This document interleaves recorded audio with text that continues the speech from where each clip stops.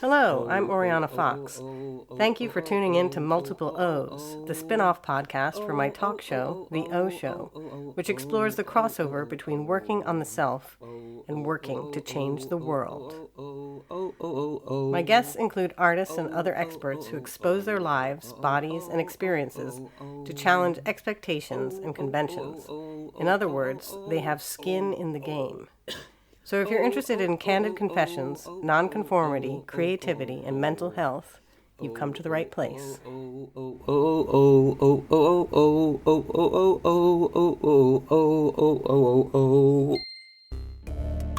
Today's guest, Selina Thompson, makes performance art and social practice work that deeply entwines the personal and political. Many of Selina's performances start with the artist introducing herself. She tells us that she is of a certain age. She is Black. She is a woman. She wants to be seen, heard, and known through sharing and other acts of emotional and intellectual curiosity and generosity. Her work aims to reach those who traditional art and theater contexts exclude because, were it not for her own persistence, her openness, her playfulness, and her willful outspokenness, she might also have been sidelined. The subject matter her life has led her to explore includes being adopted, being fat, the tribulations, joys, solidarity, alienation, and sustenance of hair care for Black women, being a fan of Missy Elliott, traveling the triangle of the Atlantic slave trade route on a cargo ship, the lived experience of racism, grief, compartmentalization, gratitude, and love. Her work is generated as much through self-exploration and reflective writing as it is through collaboration and philosophical and ethnographic research. She employs humor, pathos, participation, music, dance, cake, rum punch, a sledgehammer, repetition, and sensuality to engage the mind, body, and all five senses. Witnessing her work, we hear mantra-like phrases that Selina is fat, fat, fat, that hair is just hair, and we're still at sea in the morning. Over and over, we're asked subtly reformulated questions. What did freedom look like? What does freedom look like? What will freedom look like? This echoing invites us to simultaneously embrace and distance ourselves from perceived meanings. Words are detached from and reattached to their associations and cultural connotations. She exposes how paradoxically generative repetition can be. That through it there are possibilities for departure, multiplicity, and diversion in both senses of the word. Selina Thompson's work exemplifies how working on the self can be harnessed towards working to change the world. Take, for example, her current work, Twine, which is arguably her most personal piece to date. The show she previously vowed not to make because the subject matter, her own adoption, was too emotionally fraught to touch. I'm looking forward to hearing more about what enabled her to pursue it, whether it was the raw need for catharsis, or her commitment to condemn the UK's policies on forced adoption, or an entangled mixture of the two.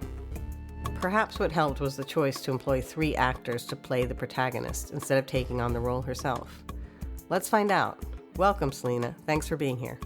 What an introduction! Thank you. That's so beautiful. Thank you very much. Thank you again for being here. So, we could start with that first question of, what led to Twine? What kind of enabled that? It's a very twisty little journey to that work. So, initially it was because somebody had asked me to make a piece of work about Birmingham. And I felt like if I was going to talk about Birmingham, I had to talk about social services here. Because when I went to university, whenever I came back and watched the local news, it was always a story about social services and how they had failed a child, usually a Black child. And because of the circumstances of my adoption, there was always a sense of there is another world in which that would have been me, but also that in the world that we are in, that was arguably my siblings, right? Like that was and is me. I am not separate from it. So that's the first invitation I received to make Twine, I think, came from a theatre that asked me to make a work about Birmingham. And then the second invitation was the death of my brother, and being absolutely undone by that grief. I couldn't, even now, I still feel sort of shocked and awed by how huge and all-encompassing that grief was. And like all grief, it is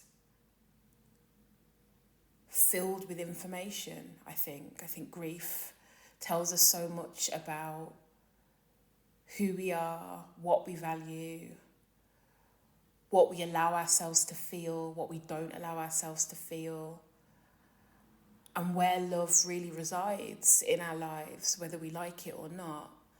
And I just couldn't move on from it. I just could not let go.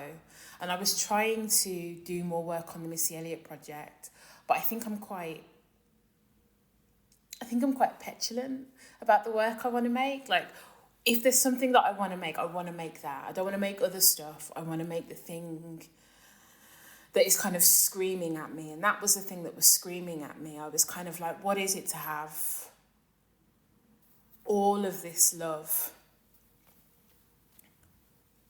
kind of flowing out of me because I subscribe to that belief that, like, grief is love with nowhere to go.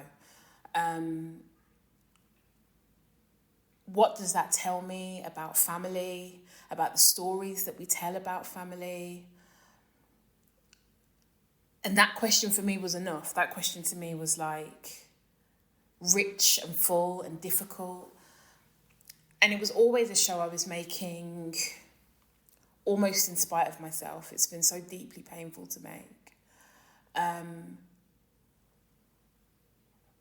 But I don't think I really felt like you've always got a choice. But because of the life I have chosen, there was only one choice I was ever really going to make, and that was to make the show, I think. So, yeah, Twine. So that's interesting the way you put it, the life you've chosen to make. I think I'm thinking a little bit about Bryony Kimmings because she's just announced a new solo show called Bugwitch.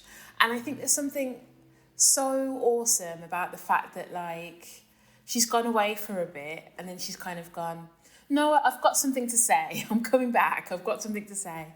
And I think there's something really beautiful about the lineage of, like, female performance artists. I feel like Bobby Baker does this. I feel like Karen Finley does this. I feel like Laurie Anderson does this. That every now and again they go, listen, I've lived some more life and now I have something that I want to make and share. And I think and there's something about sitting in the audience of those works and being like, so who are you now? 5, 6, 7, 8, 10, 20 years on from the last show? Who are you now and what have you got to tell me? And there was 6 years between Salt and Twine, when Salt first went out into the world and when Twine... Is it 6 years? No, it's more than that. 8 years, I think. Because the first version of Salt was in 2016. And then Twine was in 2024. So 8 years. There's something really fascinating about every now and again popping up and being like, I'm still here and I'm still mad. So angry mad, the other kind of mad, whichever mad you like. There's something to me also really feminist about that as a practice as well, which I really like. Well, tell me more about that. Like, how are you defining feminist? And what? How am I defining feminist? We still, I think, ultimately want women to shut up. And the older they get, the more we want them to shut up. So it's something that I find disruptive in a way that feels really bound up in gender, about the woman that keeps coming back to say, I'm still, here I am, here is my body, Here is all of the feeling. Here is all of the abject. Here is all of the... I'm going to steal some words from your lovely introduction, but here's the humour. Here's the pathos. Here it all is in its sort of messy magnificence. And there's inheritance. Like, I watch other women do it and I go, well, I can still be doing this when I'm in my 70s as well. And I hope that I'm around suggesting to somebody else that they can do this for as long as they want, or in any way that they want. So I suppose when I'm talking about the feminism here, I'm talking about feminism that is concerned with the liberation that can be found in speaking truthfully, politically, and messily. Do you know what I mean? It's all in there, good, bad, and ugly. Yeah, such a great way of putting it. But yeah, I thinking about like that, those artists that you named, and also your own practice. Like for me, I feel like there's a lot of artists who maybe start out doing something autobiographical and personal, and then they move on, and either they exit their work entirely, or they move on to these sort of, I want to say broader, but at the same time, I hesitate to say broader, because I feel like the personal issues an artist starts with are always broader, or usually broader. And that's what, makes their work relevant. And so I feel like your work does follow this pattern that I see of like, starts sort of with the body image, sort of maybe more stereotypically feminine concerns like hair, body image, and then moves on to like these broader things, race, I don't know, like. I can only speak for me. Yeah. But I think you get braver. So I think that like, with both chewing, especially with chewing the fat, right? I was kind of like, I remember like my little baby artist mantra was kind of like, I'm going to ask the audience to take a risk. So first of all, I have to have taken that risk. And I will take it by telling my story with my body and exposing everything. So then it's a safe place for them to hear or think about things which maybe don't feel safe for them to hear or think about. And when you're telling the story of your body, like it belongs to you, right? That's the one true democracy we have. We all get a body and it's ours, or it should be. And who can come at you for the story that you want to tell about your body? Who can tell you that you're wrong with something so intimate? But the more political you get, the more you sort of move into realms which are traditionally understood as masculine, or the realms of men. So the more you go into big P politics, I want to talk about government policy, or, I mean, I'm still not really there, am I? War or imperialism, or all the things that like men write big books about and sit about and talking about what other men have said about, the more you're criticised in a different way. Aren't seen, your expertise isn't valued in the same way. But also, I think you get braver. You've made those first two shows, and then you go, well, maybe I will make this show about race, which I think Salt has as much to say to men as it has to say to women. I think that Twine has as much to say to men as it has to say to women, even though I think it's actually maybe the most, in some ways, it's the most women-focused and identified show I've ever made in a lot of ways, actually. But they feel different in the way they're made as well. The research processes get more detailed. Like, Twine is the first time that I've ever worked with archive, like worked with a researcher who was in the BCA, in the Feminist Library, and was really pulling things out for us, because I'd never researched in that way before, and it felt very very different. I don't know, the word that's in my head, which is problematic, is proper. It felt very proper. We're doing proper research from an archive. But I think... Maybe robust or something. Robust is a good word. I think with Twine especially, when I first started working on it, we were just starting to come out of those lockdowns. And that was I found that an incredibly difficult space and time to be thinking about making a theatre show in. Because it was like, why? Why are you telling people to leave their house where it's safe, to sit in a room of strangers? Like, we all feel this deep sense of apocalypse, having like lived through this global pandemic, which really shifted how we understood our relationship to each other, having lived in a world with fewer aeroplanes and really had the time and the space to think about climate catastrophe. What is your justification for asking people to sit and hear a story that you have to tell? So for me, I was kind of like, when I sort of stumbled across, because that's what it felt like, stumbling across family abolition and thinking about familial structure more critically, I was kind of like, okay, I can see now a grit and a way into this which is bigger than me, which is saying more than just, here I am mourning again. Sorry, I feel like I've articulated myself in a really fuzzy way there. No, I don't think so. No, I think, I mean, to me, it's like you hit the nail on the head and you said, what I wanted you to say, which is Great. what I believe, which is that I think people do get braver. Like I see this pattern, I think, and I hypothesize that it's because they're getting braver, and there's something about about doing that, about making that first move of self-revelation, self-disclosure. It propels you, to make, I don't know, more riskier, to take riskier moves of like, addressing these bigger topics, or topics that might open you up to these other kinds of criticism. So I'm really glad you said that, because that's what I think.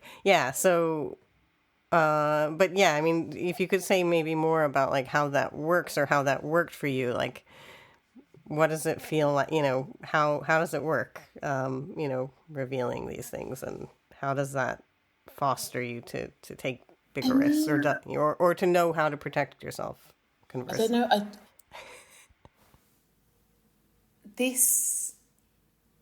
So I should probably say up front that, like, I got incredibly sick making Twine. Like, the sickest I've ever got in terms of mental health. Like, had, like, pretty gnarly psychosis and had to be looked after by a crisis team and moved back in with my parents. It was really bad. Making that show made me really ill. And I wasn't even in it. So I think... I don't feel like I am in any kind of place to talk about how you make this work safely, because I don't know how. And some works cannot be made safely, I think, is the only thing I have to say there. And you have to make a decision about whether it feels like it's worth the cost. Something you said earlier was that as people get older, they sometimes move away from the personal. And I remember thinking in my head when you said it, but also the personal impacts more people the older you get. So if you have children or you have a partner, then the things implicated by your truth-telling are really changed. And one of the reasons why I was always really reluctant to make Twine was the concern around the impact it would have on my family, my mum, my dad, my sister, my nuclear family who raised me and who I knew, but also if it was to have an impact on my family beyond that, who I don't know. So I think another thing that you learn as you get older is that sometimes this truth-telling, or your truth-telling, which might not be somebody else's truth-telling, has impacts beyond what you anticipate. And that's another thing that you have to sort of figure out But what was the question again? Sorry. Do I even know what the question was? It was about I feel like maybe another way of asking the same question is, I heard you on this podcast actually that you were on during lockdown. It was like social distancing with, it was with you and another a member of your company, and you were saying that whenever you feel ashamed of something, you immediately say it out loud. And I wondered whether that was, still your policy, or has that always been your policy throughout your life, or is that something becoming a performance artist kind of fostered in you, or? I think being a performance artist definitely fostered that. I hate it when there's an elephant in the room. It's really annoying. Like, let's all look at it. Let's all talk about it. And I think it's I remember going to watch the director, Amma Asante, talk about her film Belle, and she spoke about the violence of politeness in British society. So she was talking about how politeness is a really important method of social control here. We don't talk about things because they're not polite, and how much violence that enables to pass uncommented on. And I think that...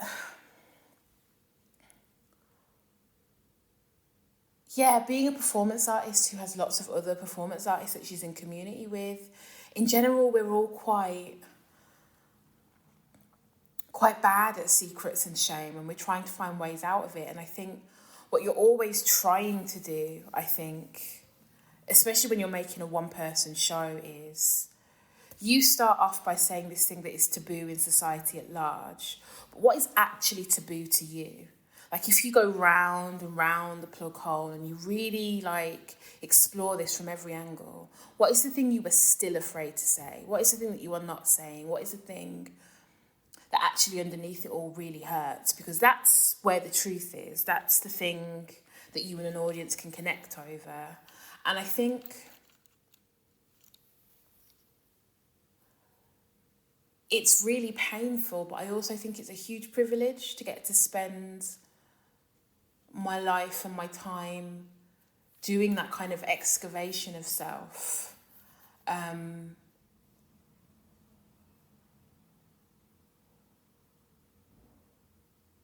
But I was always making things a little bit awkward when I was a child. So I think it's always been there. It's always been there a little bit. And I don't think that being adopted is unconnected from that either. Because that is a secret that is hidden in plain sight. And I think that must have had an impact. I remember doing a workshop with another adopted artist, and him saying that to be adopted is to always live with this question mark. And that he thinks that that's why he's an artist, because he lives with this question mark, so he's always questioning. And I found that really profound, and think there is probably some truth in it for me as well. Yeah, that makes perfect sense. And it's always interesting to have a kind of, a sense of this nugget of the past that informs how you are. But I'm also interested in how just practicing at that policy of being shameless, or saying exposing the elephant in the room, as you put it, how practicing at that, what that does for a person, if that's enabling of, again, taking greater risks, or becoming someone that you never expected to be. Am I who I expected to be? It's a good question. Thanks for formulating that into a question for me. Sorry. I don't know. I always wanted to be an artist, and I loved stand-up when I was a teenager, which is often quite confessionary also, and I think was probably the closest I came to experiencing solo performance art when I was a teenager. So I think always wanted to be an artist. When I was little, I wanted to be a writer. So maybe I never meet anybody who's kind of like, oh, I'm so shocked that you're working in theatre, making one-woman shows about yourself. No one's ever surprised by that. But as you said yourself about this, like, you know, bigger politics with a capital P, like you've done those projects around like democracy, and I heard again in an interview you did where you talk about like having done, was it A levels in politics or something? Yeah, and how enabling that was. Yeah, and like, it was great. Yeah. I mean, that was one of the things that I really loved about performance art, is I was at university and I was in the university theatre company, and we did all the plays. We did like Timberland Work, Baker and Shakespeare's and Bryony Lavery's, great plays. But I was also an angry person. Like, there were lots of things that I wanted to say, and like Bryony's always someone I refer to because going to see 7 Day Drunk was so transformative for me, being like, hang on a minute, whoa. You can make like documentary theatre where you like do a thing, then you report back on the doing of the thing. I was like, that's amazing. And then watching like all of Bobby Baker's DVD series, like over a couple of days, in my uni library, and being like, this is amazing. Like, you can do it at that scale and this scale and all over the place. So once I found it, it fit like a glove immediately, because I didn't want to... I'm always uncomfortable with the part of being an actor where you're a vessel for somebody else's words. I don't really want to do that. I love, adore and respect the people that do, because it's such a talent, but I knew that I didn't. And that I needed an outlet for my considerable rage and desire to make the world a better place. Yeah. So rage is a key kind of motivator. Yeah, it is. I wish it wasn't, but yeah, there will usually be something where I'm like, again, why are we not talking about this elephant in the room? Or when we talk about it, why do we talk about it in this way instead of this way? And almost every piece of work I make starts with what is essentially like a monologue of that anger. Like Chewing the Fat has it in the fat one with the balloons. Dark and Lovely has it in the hair is just hair one. Salt has it in Something in Me. Twine has it via the social worker. There is always a here is my rage kind of moment within it. The rage is often the engine that will get something from being an idea into being a piece of work. I struggle to motivate myself without it because, you know, other things are harder, but making theatre is also hard. So, yeah. So I want to go back to shame though as well, like this kind of trajectory of shame and how it kind of transforms into pride or other kinds of, I don't know, I feel like it multiplies and becomes other affects. And I just wonder if you could talk about it, like, a bit more about how you experience that dynamic, like maybe in the process of addressing a topic, or, you know, how has it played out across your career? Like, if it has this policy of like just saying out loud the thing you feel ashamed of, like, does it get easier over time, or? No, because I think you're ashamed of different things as you get older. So, like, if we look at Twine's a really interesting one, because I'm looking at like really foundational shame. Do you know what I mean? Like things that are in like my very basic makeup, like whether I should or not, there's a deep level of shame that I feel about that story that's in my autobiography. And I would like to be free of that shame, but I think it's too deeply too deep inside me and too bound up in huge societal taboos, not even societal, like species-wide taboos, like the death of a baby, the death of a child at the hand of their mother, like it's like Greek mythology level of stuff. So naming that shame doesn't necessarily eradicate it, but what does naming it do? I think naming anything depletes it of some of its power.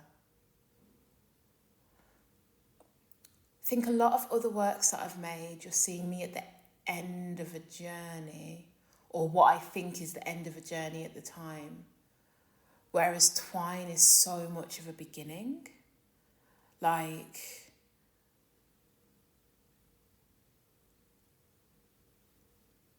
there's still so much work to be done there, and so much that I'm still not in the right place to do or not yet prepared to do.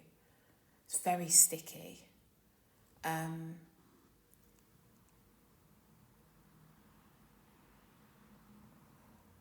Thinking about something a friend said to me once about how quite often the shames that we internalise are not our shames to bear. So, like, if I think about something like something like Salt, where, like, a lot of the shame there is the shame of having experienced racism. Like, you experience it and it leaves you with shame. But that's not your shame to bear, right? That shame belongs to the other person. Yeah. So sometimes I think that's the journey you're going on, is learning where that shame really needs to be allocated. Sorry, I feel like I'm giving you really crap answers. No. Sorry. No, but I'm glad because I was going to jump in and say something, but then I'm glad I waited because I think that last thing you said was great. So I guess what I was going to say was I was thinking of actually something Brene Brown talks about this very obvious point, which is that revealing shame or revealing vulnerability enables a person to get the help they need. Yeah. Yes, absolutely. It's a very obvious point, but kind of worth saying. Because I got there through a sort of weird path in my brain, because I was thinking about something that actually my father, who was a children's psychologist, once said to me, which is he used to do this thing where he'd say, put all of your rage in this fist, and then he sort of put his own hand on top of it and say, sort of like almost like the way a hug, when it closes it. I'm not putting it well. No, I get it. Like, it's something like, I got you. Yeah, it's sort of like, and it puts a circumference around it, like it puts a boundary around it. It's like because with shame and rage, like those are feelings that, you can have this kind of breakdown of sense of self, and it's just kind of all encompassing, and so kind of putting a border on that, it's not endless. It has a kind of, it's possible to limit it or something. So so I think along those lines, like I'm thinking about this thing you shared of having had this breakdown making Twine, and I wonder, like, would that have happened anyway, and you wouldn't maybe have had the support systems around you, or the I don't know. Would it have happened if I hadn't been working on Twine? Yeah, let's say in an alternative universe where you're not an art, you didn't succeed at becoming an artist, and you had to just deal with these things without art. I don't know. No, I don't think it would have, unfortunately. Oh, really? I wish I could say it was coming, but it was such. It was such an incredibly triggering piece of work to work on, and like, I don't think I realised how deep of an impact it was having on me until it was far too late. And there's a real correlation between every time I did an R&D on it, I would get ill in a very specific way and then be like, but that just happens to me. And then we'd skedaddle off and then we'd do it again. So I think it was definitely connected to that work. But I do think that if I had tried to... Some of the work that Twine was doing was just coming to terms with what was in my adoption file, right? Because to write about it, I had to understand it in and out. And at some point in my life, I would have had to have done that. Do you know what I mean? Or not. Some people don't do it, but I think it's not in my nature to not do it. It's not who I am. So at some point, there would have been a reckoning with all of that trauma and grief. But I think when you make a show, you are, even if you are not in it, even still in the writing process, you're making it in front of an audience. And, or even the audience of people who are in the rehearsal room. Do you know what I mean? Kind of going into rehearsals and watching people work with your life as material is both beautiful and like profoundly destabilizing. And also sort of what you're doing to yourself, like psychoanalytically in Twine, I kind of went, I'm going to sort of rip myself apart into 3 separate entities. Like, it's quite a violent thing for a writer to do to their subject. And there are consequences for that. A really early piece of advice that I was given, I think from Tim Etchells, is that making all work comes with a cost.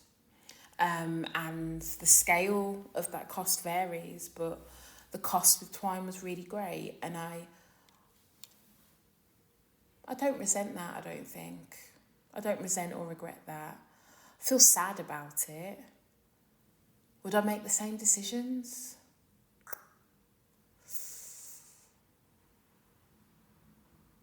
I don't know.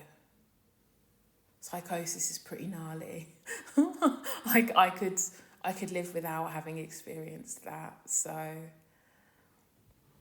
maybe not.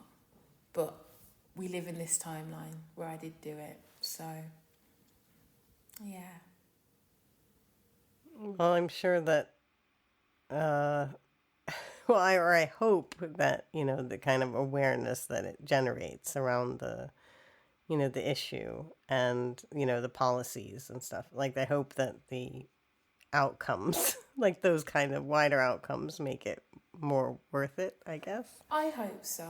And I think when we did shows with after show talks, those after show talks were really moving. They really felt like the work was doing something worth doing in the world. And I loved that and was really proud of that. So yeah, it's a funny old thing making work. So could you talk more also about the choice to have 3 actors playing this protagonist? Yeah. So I always knew I wasn't going to be in it. I knew that was too much. And also coming out of Soul, which in the end I couldn't be in anymore because it was just too triggering for me. I'd make loads and loads of progress in therapy and then I'd do like a few tour dates at Twine and I'd come back and my therapist would be like, why are we back to square one? And I'd be like, I don't know, I'm not sure what's going on. So I kind of had to be like, no, I've got to stop doing this for me as a person to be okay. And I knew that Twine couldn't have me in it, but also that there were images that I wanted to make that needed more than one performer. Like early on there were 4 people, then there were 6. I was really interested in this multiplicity of self. And also the doubling up that you have as an adoptee anyway, 2 mums, 2 dads, however many siblings. So it felt like there were things to explore that needed more than me. Why did we land on 3?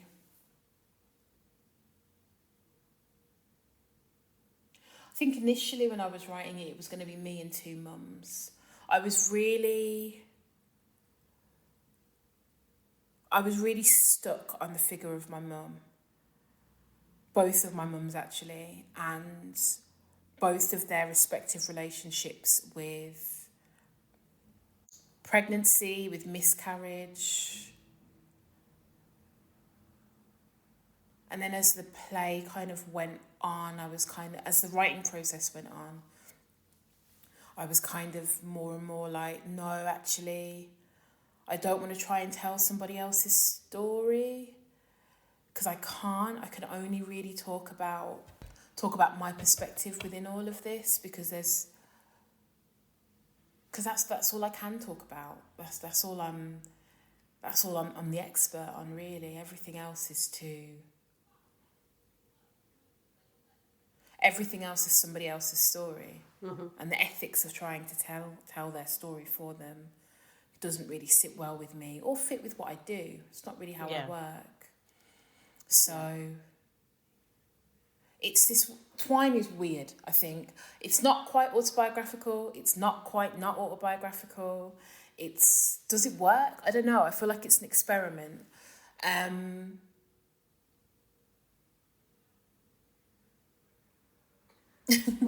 I thought it was. I love the Carrie Mae Weems reference. Yes. I wanted you to know that I got that right away, because I'm a huge fan of Carrie Mae Weems. So I was like, this table and this lamp is looking really familiar to me, and I'm thinking that this is on purpose. It was. Yeah. I really I love that work, and that was what we used to do. Whenever we got stuck, we would set up what I used to call the Carrie Mae Weems table and see if we could figure something out that way. So I was really happy that it ended up in the show. Yeah, it was lovely. So I was wondering, you talked just now about, the research and development for Twine, and I know with a lot of the works, there's like either within the piece or in the research and development, there's a durational element. And so I was wondering, I have like a 2-part question, which is, one is like why that methodology is important and what does it do? And then the other one was to do with what did the Twine ones actually entail? Yeah. So I think I like to have put myself through something to make a show.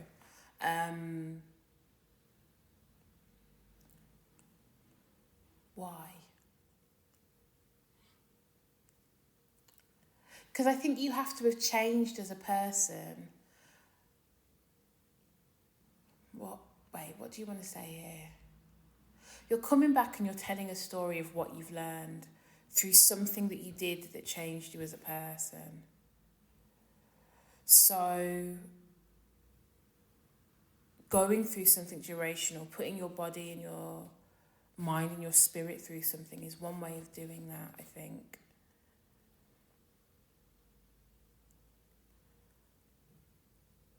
I don't know why. I always want to do that. And I guess it links to like the answer to your second question, which is that Twine doesn't really have one. But then there's a bit of my brain that goes, that's not true. Like what it was for Twine was reading your adoption file over and over and over and over again. That's what that was. Or it was the experience of like, I think that's where like Twine feels most different to all of my work, is that it's the least in control I've ever been of a research process. It was a series of things that were happening to me that I was responding to, whereas with everything else is always, right, I'm going to go to all of these Weight Watchers classes and I'm going to diet and I'm going to do X, Y, and Z. I'm going to work here. I'm going to do this journey. But Twine is much more, this happened when I was a child and I had no agency over it. This then happened when I was a person of 21 and I found out in ways that I had no agency or control over. And now we were evaluating. What was the thing that happened at 21? 21's the wrong age. I think I meant 30, and that was when my brother died. Oh, okay. It's really different from anything else I've made. As much because of that as anything else.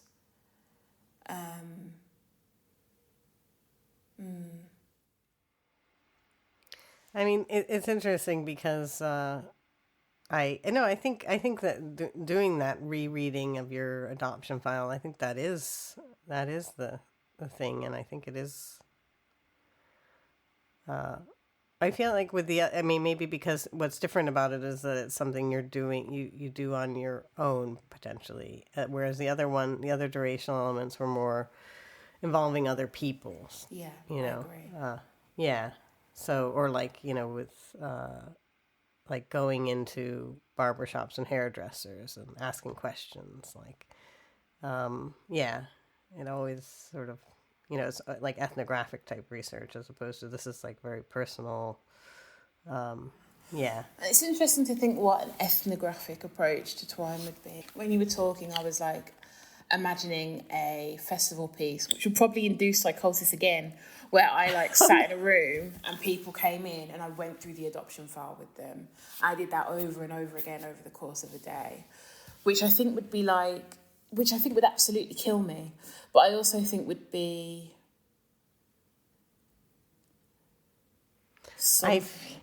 I'm not going to do it, don't worry.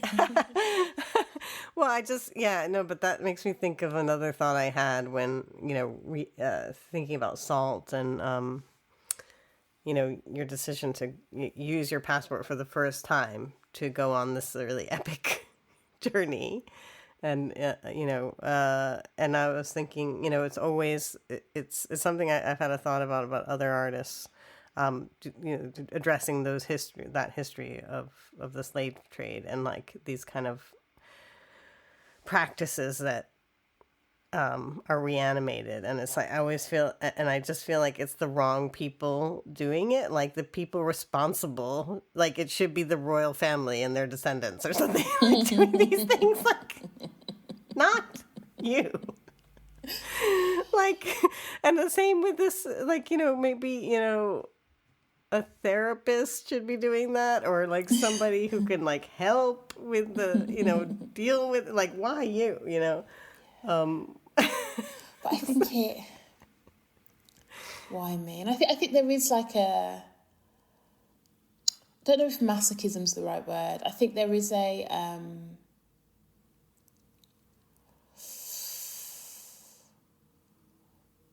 that desire of, if I put myself through something, then maybe there will be something in this show that causes some kind of shift. I think maybe desperation or recklessness is the label I'd go with, that is in all of that work sometimes.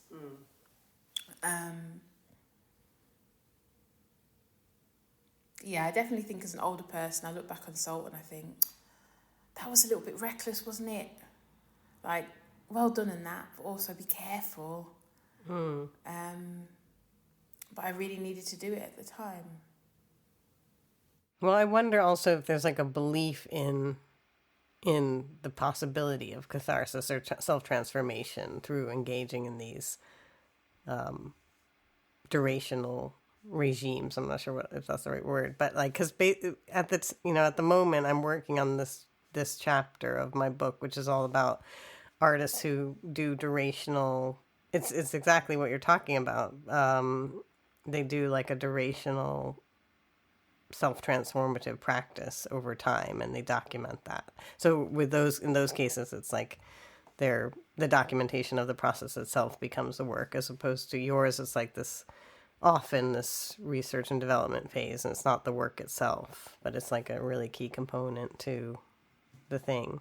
But yeah, so I'm writing about it as like a critique of the mainstream makeover paradigm, like this expectation that like change is really quick and easy and it won't cost you anything. It won't be laborious. It's just, we're presented with this is the before and this is the after. And you just take that miracle pill and you're done. Whereas these artists are very much about exposing, this labor and how difficult it is and how little change actually, or exposing the very real result of failure and coping with that. Always out of reach, like better self. I remember there was a really angry review of SALT where he was kind of like, she does all of that and by the end nothing's changed. And I was like, what did you think was going to change? Did you think I would fix racism? I wish I had anything like that level of power. But I was really, I really love an angry bad review. I think they're like really great. Because they tell you so much about what someone wanted from your work and what they didn't get. But yeah, they are all experiments, documentation of failure, aren't they? Or just like, I'm not failure, but like a kind of relentless drive to try and to try, try to. Yeah. Wouldn't necessarily say, I don't want to pin it down with failure. But yeah, it's like, repetition compulsion or something. But I don't know where I was going with that. So does that, how do you feel about makeovers, or like the idea of like self-transformation for the better? Like, is that what you're aiming for? No, because also, so I'm thinking about the end of Chewing the Fat, where I'm kind of like, I can do X and I can do Y and I can do Z, but will it be enough for A? And I think that I'm about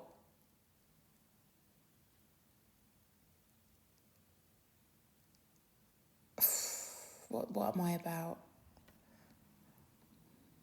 What do I want my shows to do in the world? What are they for? That's not the question I'm being asked, is it? What do I think of the makeover show? They're really fun, but they're not built to last, are they? For me, like, makeover shows go hand in hand with the diet industry, where the only way they work is if they inevitably fail down the line, because they're too bound up in capitalism, right? And like, true change is long and hard and boring and full of like several steps back. It's more of a square dance than a progression forward. I like that. So I'm just trying to think, when was the last time I watched a makeover show? I feel like when I was a teenager, they were all the rage. I suppose the big one now is like Queer Eye, but even that I think is finished.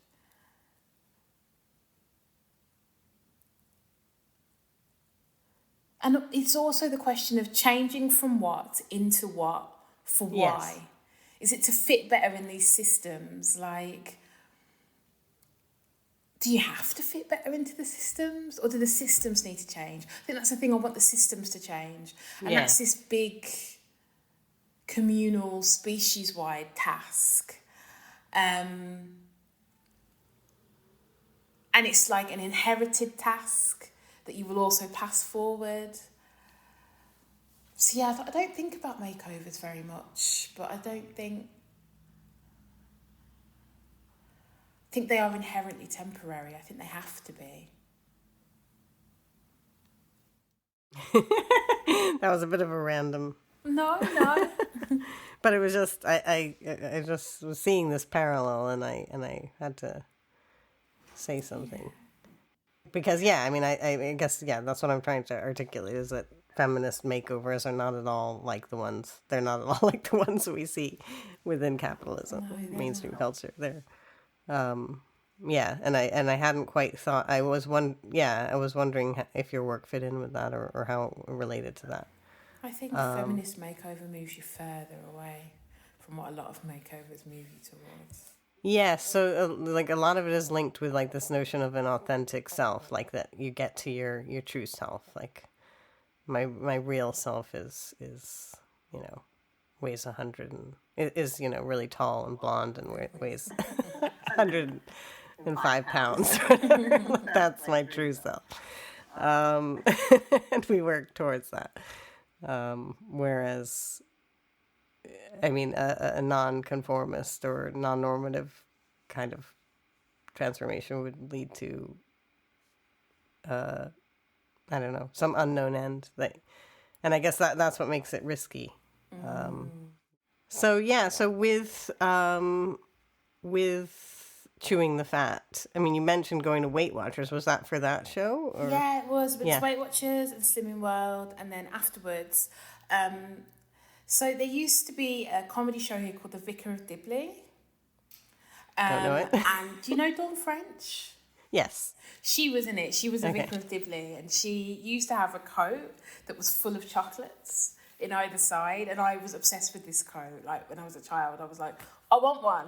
So what I used to do was go to Weight Watchers in this big coat that had them on, and then in the foyer afterwards, I would reveal the coat and I would tell them that they could have a chocolate bar. They would talk to me about dieting and their bodies, and sometimes they thought it was really funny and had a chocolate and ate with me, and other times they did not think it was funny, and I got into a bit of trouble and was told I could not go back to that leisure centre. But it was a really lovely way of starting talk conversations with people, because also so many people have their cheat day after weigh day because they've weighed themselves, so they're like, oh well, it's okay, I can eat what I want today. So quite a lot of them are really up for having a chocolate bar and then sitting and chatting about how they were getting on with Weight Watchers or talking to me about binge eating, and it was just really, really nice. It was one of my favourite research processes, actually. So I'm so glad I asked that question because I love that story. That's so good. That's so good. I love that. But that's so funny about the cheat day thing, because it's like, I wonder, like with something like preparing for Salt or Twine, there's no respite. There's no cheat day.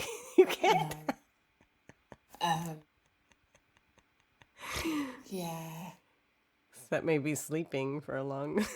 Yeah, sleeping, or like trying to have actual days off. Like that would be the cheat day. Like having like 2 or 3 days in a row where I didn't do any writing. That was a cheat day. And that was nice. I was also living with my parents when I wrote parts of it, or when I was rewriting it. So it was, yeah, there was so much going on with that particular text.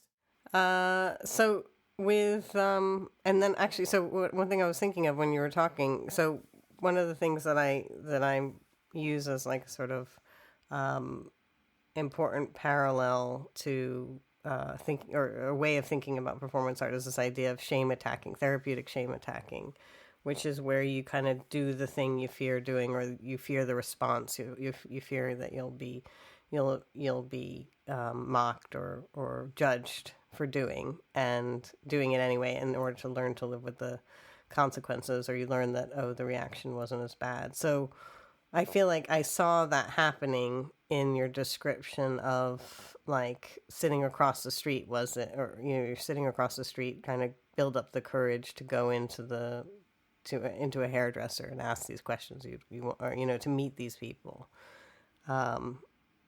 And yeah, I just saw that dynamic there. Resonates a lot here. Even with something like Twine, like sort of sitting in the audience. I think I can remember having one particular show where I was sat in the audience and I was like, my peers are in this audience. Like, not like good friends, like people that know me a bit are in the audience. And now they know this about me. Like, I am out now as like adopted in these particular circumstances. And it was fine. Do you know what I mean? It was fine. No one cared. They were busy living their lives. But I do remember having a moment where I was like, oh God, what does that mean? But you reveal it in Salt as well, don't you?